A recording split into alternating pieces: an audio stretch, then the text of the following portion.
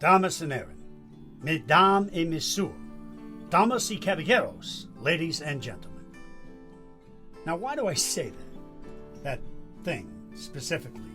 That salutation in those four specific languages, as I've never really explained it. And I know it's a little wacky. But here's why. Dutch, French, Spanish, and English. Not in that order, but those really are the key ingredients to the original recipe of this incredible place that we now call New York.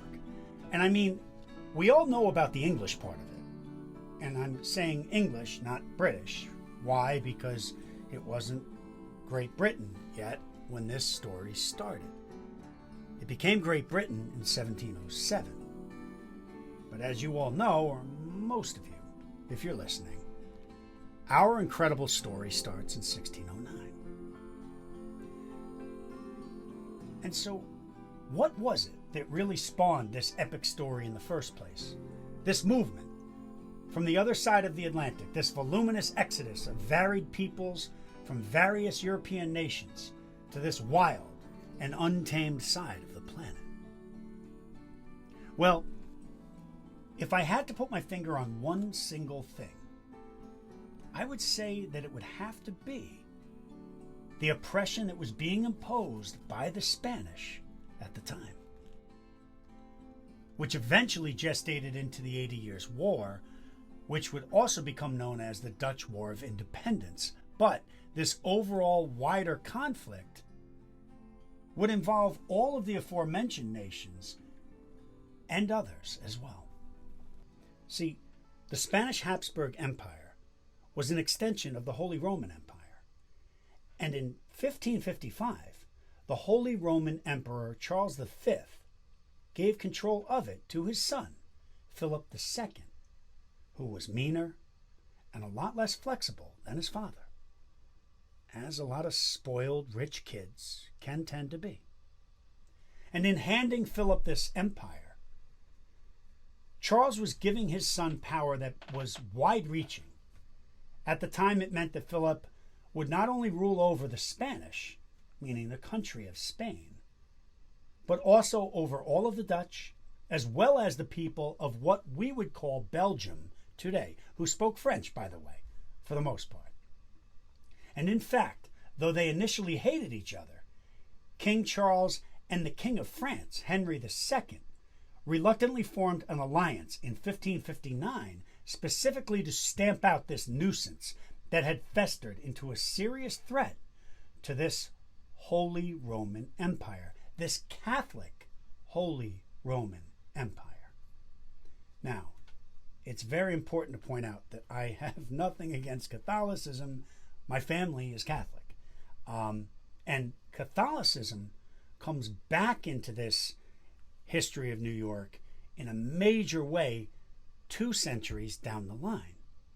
And that is, in fact, with my family, because, as I've mentioned before, my great-great-great-uncle, Honest John Kelly, was a part of that new movement, that new resurgence of Catholicism here in the 19th century, a resurgence that advocated for immigrants from all walks of life and fought for their rights.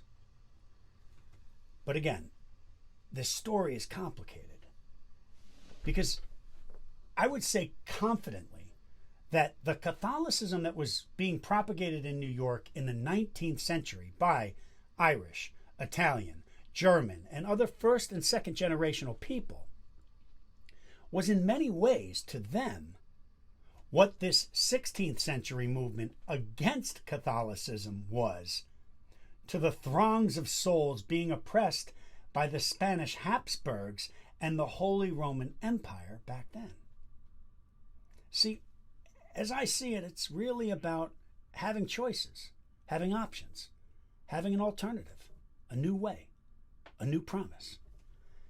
Because the people back then, just like us people now, did not like being told what to do or how to do it. And they did not like being told what to do by what they knew was an extremely top-heavy, oppressive regime that imposed taxes, seemingly limitless taxes, with little or no justification for the purpose of and or the regulation on those taxes. Taxation without representation, right? Well, that concept and questioning that concept did not start in New York or Boston in 1765. No, people started questioning that way back in the Middle Ages in Europe. But it would subsequently have a lot to do with this overall epic story, the story of New York. And unfair, seemingly limitless taxes, yeah, that is really something that we can all relate to these days, isn't it? Bad leadership, inept leadership, mired in such a deep level of corruption that it knows no other way. Yeah, that sounds all too familiar. And now, if we had to credit one man with this movement, this 16th century movement, against the oppressive, corrupt powers that be of the Holy Roman Empire and its vicious little offspring, Habsburg Spain, well, I would have to say that it was a man who was in fact himself studying to be a priest. Yes, a Catholic priest. Now, I want to also point out that today, in this United States of America, we have the great freedom and ability to question our own inept, overly inflated, top-heavy, ridiculously corrupt federal government without really worrying about being imprisoned or killed. Though you probably will eventually get kicked off Twitter and Facebook if you do it. But who cares? But as a citizen of the Holy Roman Empire in the 16th century, questioning your corrupt government and its twisted version of religion that it imposed on all of its citizens was putting your life on the line. Literally. And so, when a young German monk named Martin Luther began questioning the powers that be, it wasn't initially as an outward revolutionary.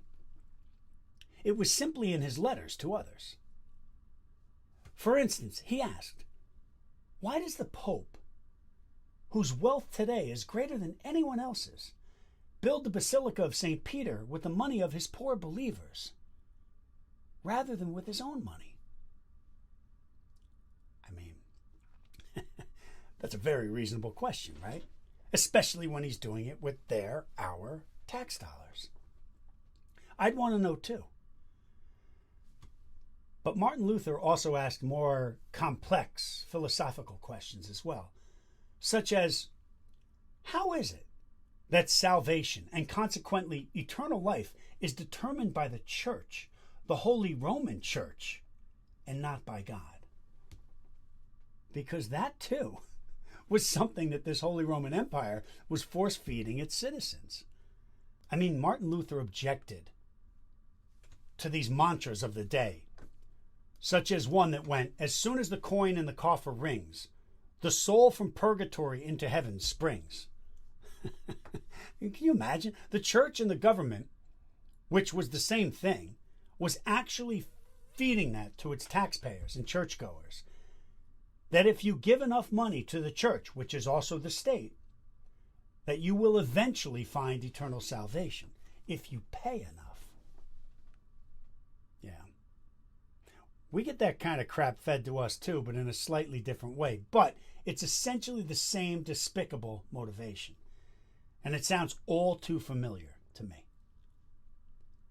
And by simply asking these questions, by questioning his oppressive, corrupt, and inept leadership, Martin Luther essentially changed the way we live our lives forevermore.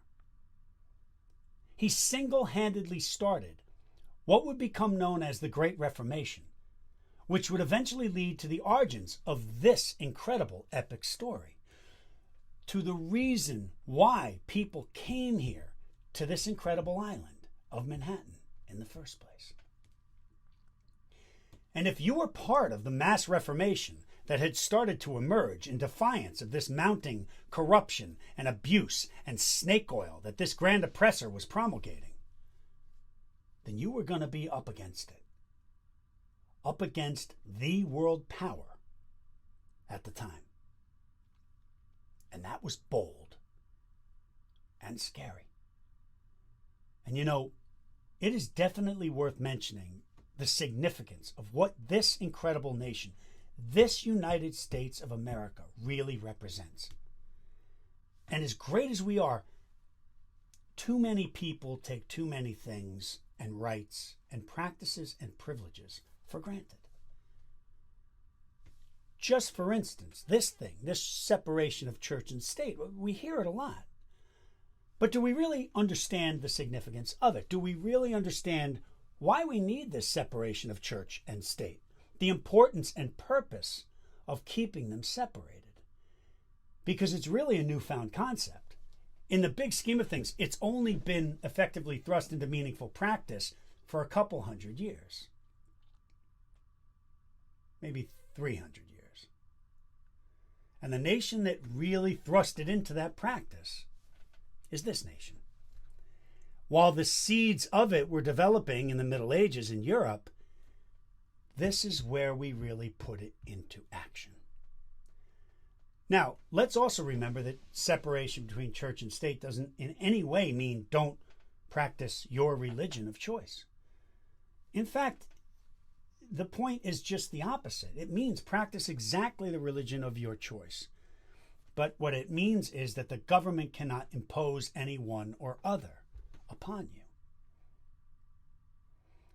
Because again, in the 16th and 17th century, not only were the church and state interconnected, but they were collectively the political apparatus as one oppressive machine. And what that machine said was law, period. And you did not question it.